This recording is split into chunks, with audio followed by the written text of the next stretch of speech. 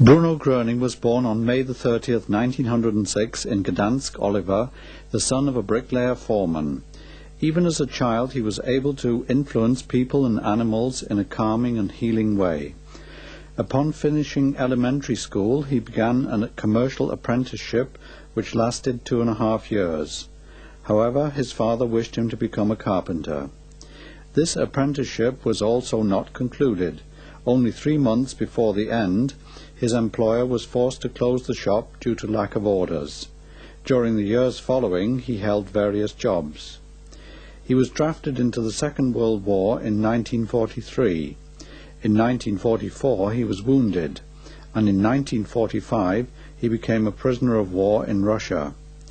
From this he was released to West Germany in December of the same year.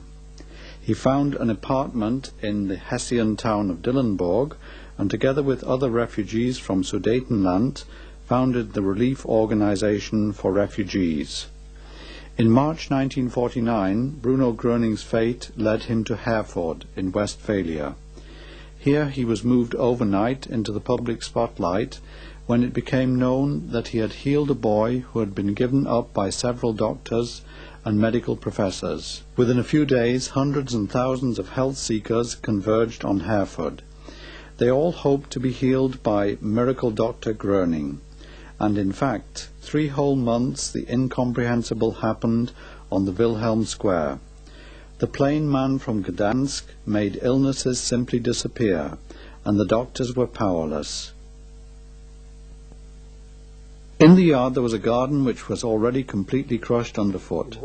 There were sick, lame, disabled people and others, and suddenly I could hear loud crying and shouting, and I saw that the lame could walk there. This was at the same time, we reconstructed it later, that Bruno Gröning was healing at Velbert, where healings took place as well.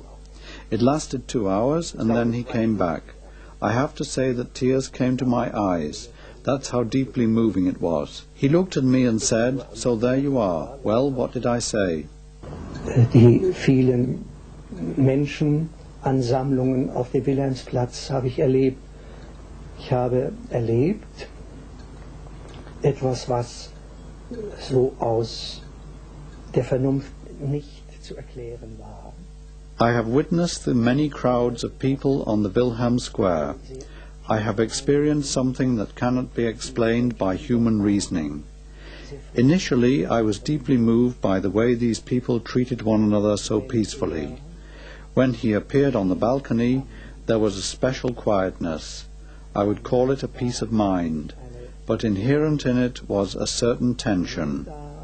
When one experiences that human beings, who obviously could not move at all, suddenly got up and walked around, that they threw away their crutches, I have unquestionably been privileged to experience things happening there that were inexplicable, but could be proven. These healings differed essentially from any other method of treatment.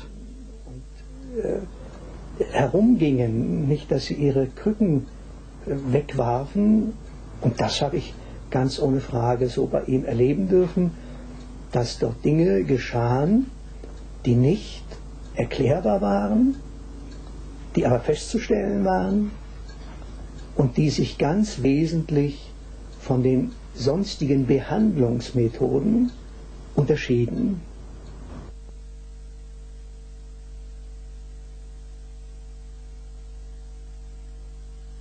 Due to pressure from the medical profession, the authorities intervened and forbade Bruno Gröning to continue his healing efforts. He had to leave the town of Herford. In June 1949, the magazine Review engaged the physician and psychologist Professor H.G. Fischer from Marburg to make Bruno Gröning an offer to have his method of healing academically examined in an effort to make it possible to practice his healing once again. Bruno Gröning accepted the offer, and at the end of July a meeting took place in Heidelberg between him and the local university clinic to undertake an academic investigation into the phenomenon Gröning. The results were amazing for the scientist. Under their critical eyes, astonishing healings took place. In September of 1949, everyone was talking about the Traberhof in Rosenheim. Thousands and thousands of human beings came there. They regarded Bruno Gröning as their last chance of being healed.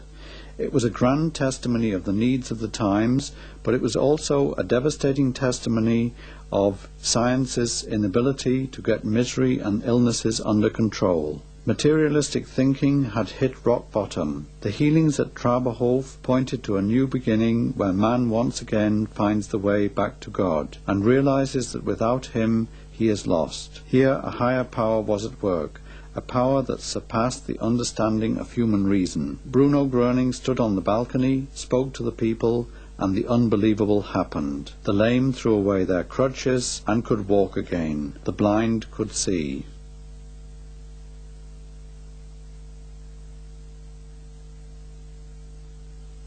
Und dann hörte ich als erstes, war wohl als erstes eine Frau. And then the first thing I heard was a woman. She suddenly shouted, Mr. Gröning, many thanks. And she took her walking stick and threw it away into the crowd. I can walk again. And next to me there stood a man. I don't really know, but it seemed he wanted to go away. But suddenly he jumped over this paddock, using one hand only. I figured he was about 50 years old. And he jumped over the paddock. I said to him, Well, you are in the wrong place here. What are you doing here? He laughed, came back, took his wallet out and said, Look at this. It was a Friday when I was there, if I'm not mistaken. So he said, I was here last Sunday. At that time I was still a 100% disabled war veteran with 2 crutches. And then he showed me his identity card, which proved that he was 100% war disabled. And he said, And since then I can walk. And this man, after 45 days, could jump over the paddock fence. It had to be 1 meter high so that the horses don't jump over it. He just jumped over it with only one hand on the fence. Und wissen Sie, wie ich denn da ankam und aufstieg? Also da habe ich gedacht, also sowas gibt's nicht. Warum? Also da waren Menschen. When I arrived there and got out, I thought, well, these things don't happen. There were masses of people outside of this Traberhof. Yes, thousands of people, I would say, in wheelchairs, lame people, children who were crying with abscesses. It was emotionally very stressful for me. Yes, a sea of misery. And these poor people, they all crowded around the large glass panels of the Traberhof where we were. It was a large hall with window glass all around. I finally got in, but with a lot of pushing and shoving. At the front was a large stage. Before it were the people in wheelchairs. The lame and the blind were sitting on chairs. I sat in one of the rows. I don't think Mr. Gröning arranged that, but his helpers arranged it so